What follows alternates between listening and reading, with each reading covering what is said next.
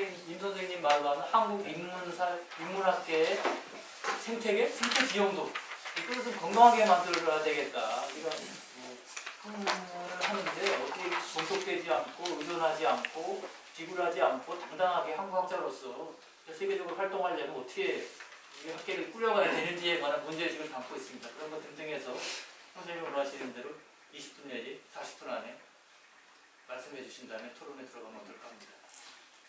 예. 우선 뭐 감사드립니다. 이 좋은 모임 만들어주신 정동호 선생님 그리고 우리 박계숙 대표 같은 여러 가지로 이런 모임을 하기가 좋은 상황이 아닌데 말해 주셔서 감사하고요. 사실은 저는 이 책이 무슨 논지가 있는 책이 아니기 때문에 또 토론자도 네 분이나 있고 해서 저는 발표를 안 하는 줄 알고 한다. 아까 커피 마시면서 조금 전에 20분은 최소한 20분 해야 된다는 말씀을 들었습니다. 근데 어떻게 꺼내야 될지 잘 모르겠는데 우선 개인적인 실은 뭐 이 책을 원래부터 뭐 쓰려는 계획이 있었던 건 아닌데 재작년에 역사학회에서 그 어떤 특집 중에 하나가 그 뭐였지?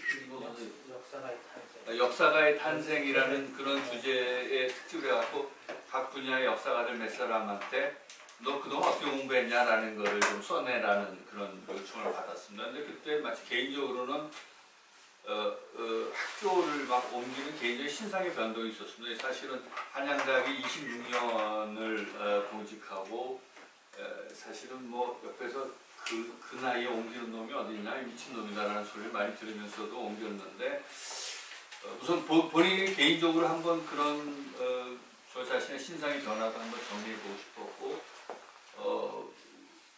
그럼 새로 이사한 곳에서 어떠한 식의 일을 하고 어떻게 공부를 해야 될 것인가를 좀 고민을 하다 보니까 그러던 차에 역사가의 탄생이라는 그 의뢰가 왔고 그때 이제 논문 한 편 정도의 논문으로 쓰면서 이건 논문 한 편으로 얘기하기보다는 좀 책으로 한권 그 서양의 에고 히스토리를 하는 친구들이 좀 그런 모델을 썼으면 좋겠다는 게 있었습니다. 사실 그 전에 저하고 같이 작업을 오랫동안 지난 한 10년 동안 해왔던 그 알프 리트케라는 독일의 일산사 연구자가 여러 번 저보고 너 이게 에고 히스토리 한번 써봐라 하면서 그 제프 일리라고 그 독일의 존 도백을 처음으로 이렇게 해체시킨 영국의 막시스트 역사인데 그 친구가 쓴 책 중에 하나가 크루프트라인이라는 삐뚤빼뚤의 길이라는 자기의 지적인 자서전 같은 게 자식이 있었습니다. 그래서 알프가 그걸 소개해주면서 이거 한번 읽어보고 한번 이런 식의 그런 에고 히스토리를 써보면 또 좀 다른 맛이 있지 않겠느냐라는 얘기를 오래전에 들었었는데 뭐 너무 정신이 없어갖고 그냥 까맣게 잊어버리고 있다가 이제 재작년에 그런 학교도 옮기고 또 역사학교에서 그런 계기가 돼서 한번 썼습니다. 근데 실제로 쓸 때 가장 밑바닥에 있는 건 뭐냐면 한편에서 제 신상 변동의 그 주요한 이유 중에 하나는 이게 뭔가 한번 한국에서 이렇게 망가진 학문의 재생산 구조를 어떻게 한번 만들어 보는 그런 여건들이 좀 새로운 데서 한번 다시 시작을 해볼까라는 생각이 들어서 옮겼는데 가보니까 이게 뭐 학문적 생태계가 한국 사회 일반적으로 인문사회가의 그 재생산 구조가 망가졌다라는 판단을 뭐 지을 필요 없었어요. 그래서 어딜 가도 뭐 세상 없는 대학을 가도 남한에서 세상 없는 대학을 가도 이게 인문사회학계의 학문적 재생산 구조를 다시 만드는 게 쉽지 않겠다. 근데 이렇게 많은 연구자들도 많아졌고 좋은 책들도 많이 나오고 옛날에 비하면 진짜 좋은 연구자들도 많고 좋은 연구들이 많이 나오고 그야말로 뭐 ANHCI, SSCI 논문도 많이 나오고 여기 뭐 우리 김성호 선생님 같은 경우는 영국에서 나는 막스 웨버 저널의 편집장도 하시고 이런 정말 국제적으로 포지션이 있는 학자들이 많이 나옴에도 불구하고 왜 우리 생태계는 무너졌다는 느낌을 갖게 되는가? 그러면 이 무너진 생태계를 재구축하는 그와 같은 여러 가지 시도들이 있어야 되는데 뭐 제도적인 것도 있어야 될 거고 뭐 재정적인 문제도 있어야 될 거고 하는데 그 중에 하나는 제가 우선 당장 할 수 있는 거는 이게 뭔가 인프라를 구축하는 하드웨어를 구축하는 거는 돈도 많이 들고 개인적인 일은 아니지만 하여튼 뭔가 돌파구를 만들어 나가는 그러한 방식 같은 것들을 좀 보여줄 수는 있지 않을까라는 그런 좀 외람되지만 그런 생각이 밑바닥에 있었고 그것들이 이 책을 사실은 쓰게 된 그런 배경이었습니다. 근데 유감스럽게도 여기 뭐 소나무 저기 영업부장 오고 했지만 주로 40대 50대가 이 책을 사보고 정작 제가 리더로 겨냥했던 20대나 대학원생들은 잘 안 읽고 이게 마치 후일담 소설처럼 읽는 꼴이 돼갖고 야 이게 뭐 좀 뭔가 잘못 쓴 거 아닌가라는 그런 이제 자책감을 가지고 있는데 선생님께서 이제 불러주셨습니다. 하지만 제 기본은 여하튼 이게 한국 사회에서 인문 사회과학을 공부한다는 것이 어떤 점에서 메리트를 가질 수 있는가를 고민한 거죠. 그래서 제가 여기서 인용도 했지만 그 대학 다닐 때 대학원 막 석사과정 때 읽었던 것 중에 로렌스 스톤이라는 그 영국혁명을 평생 연구했던 연구자가 거의 마지막에 쓴 책의 소문에서 내가 평생 영국혁명을 연구해왔지만 솔직히 영국혁명을 제대로 이해하는지 이해 자신이 없다. 왜? 한 번도 혁명적 상황을 살아본 적이 없는 거예요. 그래서 영국에서 와서 옥스퍼드에서 공부하고 옥스퍼드에 있다 프린스턴에 나중에 가겠어. 그래서 내가 학생들한테 강의를 하면서 우리는 얼마나 행복한 역사가들이냐. 매일매일 혁명적 상황을 살았고 뭐 저 로렌스 스톤처럼 뭐 옥스퍼드나 프린스턴의 그런 도서관이나 아카이브와 비교할 수 없을 정도로 열악한 상황이지만 우리의 장점은 매일매일 혁명을 몸으로 겪고 매일매일 목격하고 있었다라는 것. 이게 역사학도로서는 이만한 자산이 없지 않겠느냐라는 데서 사실 출발했고 아직도 저희 세대는 저 뭐 70년대 80년대를 겪었던 대학에서 겪었던 세대들은 그 경험 자체가 이미 좋은 인문 사회과학자가 될 수 있는 그런 어떤 필요 조건은 저희들이 갖추고 그런 점에서는 굉장히 행복한 인문 사회과학자라는 점을 좀 얘기를 하고 싶었습니다. 또 개인적으로는 사실은 70년대 80년대 이제 남한도 드디어 자본주의로부터 사회주의로 이행하는구나라는 그러한 어떤 그 낙관적인 것을 가지고 세상을 돌이켜보다가 90년대 현실 사회주의가 무너져준 덕분에 폴란드에 가서 현실 사회주의를 만나고 뭐 로자 룩셈부르크를 공부하게 되다 보니까 그 폴란드 현장에서는 또 역으로 사회주의로부터 자본주의로 역이행하는 과정을 옆에서 지켜보고 도대체 왜 이런 상황이 벌어졌을까. 거기 있는 젊은 사람들, 저희 또래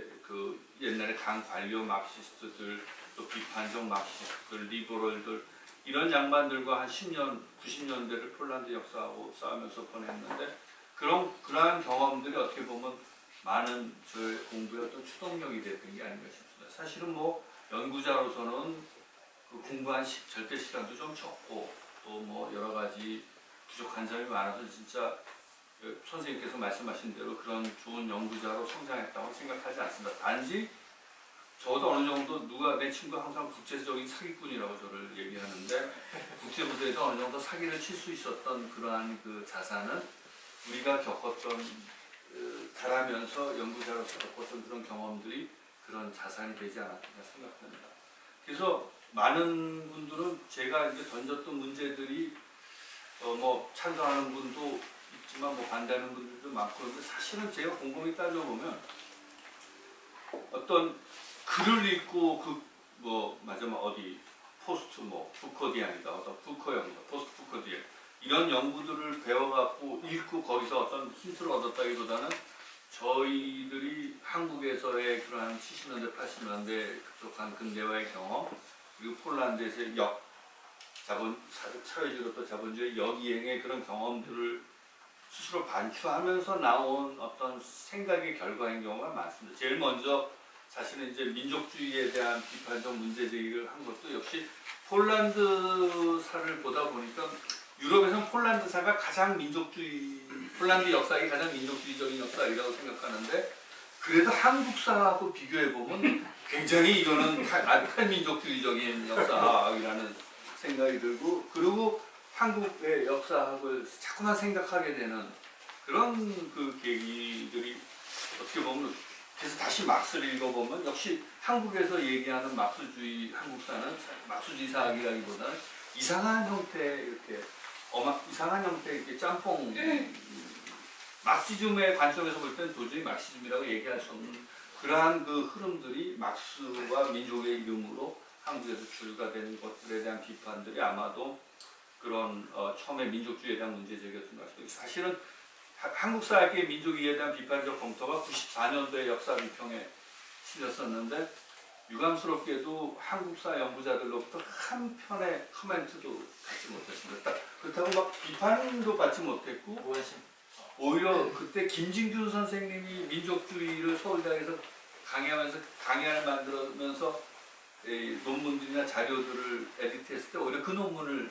김진균 선생님이 바로 직후에 집어넣었고 사회학과에서는 가르쳤던 것 같은데 정작 역사학 쪽에서는 뭐 한국사 선생님 어떤 뭐 이명 뭐 한국사로 전공 바꿨어 뭐 이제 그런 식의 이제 얘기들이 줄이고 그때도 사실은 이제 역사 비평자 편집위원 할 때 그게 됐는데 뭐 이제 술자리에서 이제 얘기하면 이제 설노 선생이나 이제 주진호 선생이 아니 말만 하지 말고 써 그럼 써봐 그래서 아이씨 그럼 못 쓸 줄 알고 사실은 이렇게 출발이 됐지만 그 다음에 거기에 대해서 어떤 이야기들이 사실은 한국 사학계 내에서 우리 서양 사는 선생님들 몇 분들은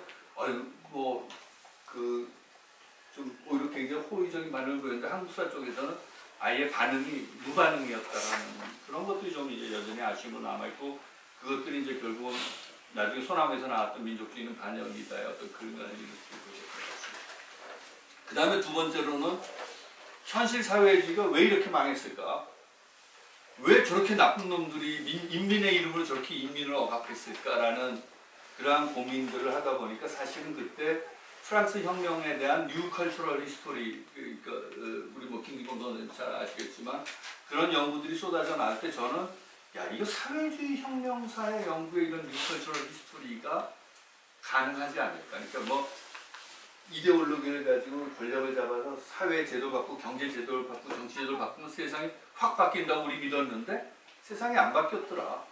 그럼 세상이 바뀌는 게 뭐냐라는 고민을 하게 됐을 때 린헌트의 뭐 패밀리 로망스라든가 이런 프랑스 혁명에 대한 뉴컬처럴 히스토리 보면 야 프랑스 혁명이 엄청 바뀌었는데 또 안 바뀌었더라라는 그런 문제 제기가 있는 거죠. 사실은 사회주의의 그런 문제 제기들을 고민을 하다 보니까 그런 것들이 결합이 돼서 사실은 아직까지 그때는 한양대학에 여전히 그 전대협의 신화가 굉장히 남아있겠던 그런 학생들하고의 그런 어떤 컨택이나 이런 것들을 겪으면서 야 그럼 이거는 어떻게 얘기를 해야 될까 해서 했던 게 일상적 파시즘의 폴리티에서도 당대입형에서도 우리 안의 파시즘이라는 게 결국 이러한 그 어떤 사회의 결이 바뀌지 않고 사회 경제 구조 정치 제도가 바뀐다고 사회가 바뀌는가라는 문제 제기가 우리 안의 파시즘으로 나왔던 것 같습니다. 근데 그때도 사실은 뭐 임조는 왜 권력은 욕하지 않고 우리만 욕하냐 뭐 이제 그런 얘기들부터 해서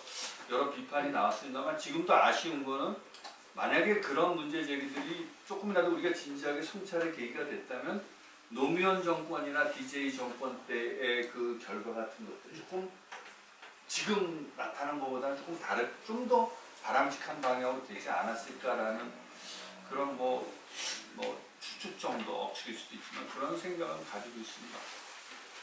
그리고 먼저 그런 와중에서 여기 이제 한국사에 있었던 거 뭐 윤회동, 고면회 등등을 이렇게 끌어들여가지고 그런 와중에서 이제 비평과 연결한 그 역사 포럼을 저희 만들었고 처음엔 당대입형에서 이제 시작을 했다가 결국 돈이 없어가지고 호주머니 돈으로 사실 저희는 그 움직였는데 아마도 저는 그런 과정들이 알게 모르게 후배들한테 조금 어떤 영향을 미치지 않았을까라는 생각합니다. 그것만으로도 사실은 근데 그런 과정을 몇 번 논쟁을 거치다 보니까 그때 생각 든 게 이제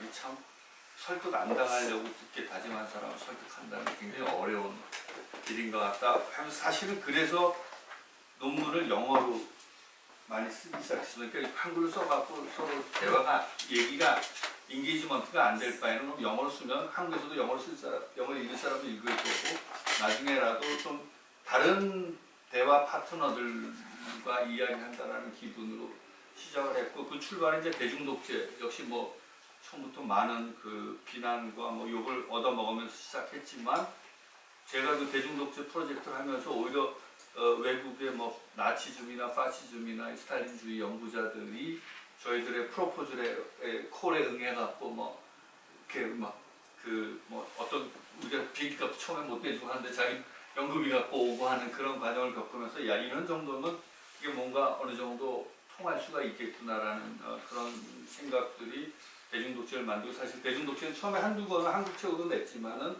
그런 일단 한국의 문제를 던지고는 저희 작년에야 책이 완간이 됐습니다. 그 팔그레브에서 5권 총서가 나오고 작년에 이제 대중독재 핸드북이 사전처럼 나와서 이제 끝났고 뭐 그런 과정에서 이제 그 이 내셔널 히스토리에 대한 비판, 한국 사회의 민족에 대한 비판적 검토 이런 것들을 할 때 이제 주변에 그래도 호의를 가진 연구자들조차도 야 그럼 대안이 뭐냐? 대안이 뭐냐는데 그때는 진짜 대안이 없었습니다. 그래서 야 대안이 없다는 게 지금의 대안이다라고 농반 진반으로 얘기를 했는데 한편에서는 그래도 이게 어떻게 이런 것들을 넘어갈 수 있을까라는 고민들이 트랜스내셔널 히스토리라든가 글로벌 히스토리의 그 쪽을 공부하는 친구들과 그 네트워크가 같이 연결되면서 그것들을 좀 가지고 와서 조금씩 한국 사회에 소개하고 이런 것들이 대안이 될 수 있지 않을까라는 뭐 그런 과정들을 겪어왔습니다. 그래서 굉장히 삐뚤빼뚤하기도 하지만 또 어떻게 보면 제 나름대로 하나의 일관되게 쭉 연결됐던 그런 문제의식은 있었던 것 같습니다. 현재로서는 대중독재 작년에 마무리되고 나서 이제 개인적으로 지금은 트랜스내셔널 메모리를 거쳐서 해서 예컨대 이런 요새 생각하는 건 이런 거예요. 가령 아베가 바뀌면 지금 동아시아의 어떤 지적인 지형이 바뀔까? 박근혜 나가고 아베 나가면 그러면 한국의 시민사회나 일본의 시민사회가 식민지 시대를 이해하는 방식이 바뀔까? 아닌 것 같아요. 그래서 저 요새 주장하는 바는 폴리티컬 레짐 체인지가 아니라 메모리 레짐 체인지가 중요한 거 아니냐.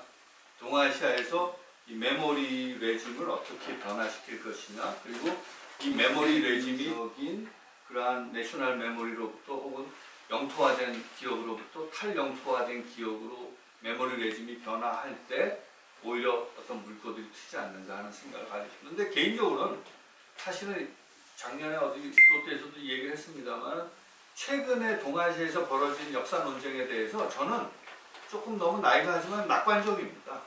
왜냐하면 지금처럼 첨예하게 막 갈등을 빚고 있다는 사실 자체가 적어도 이웃나라에서 역사를 어떻게 보고 있는가 관심을 갖기 시작한 거예요.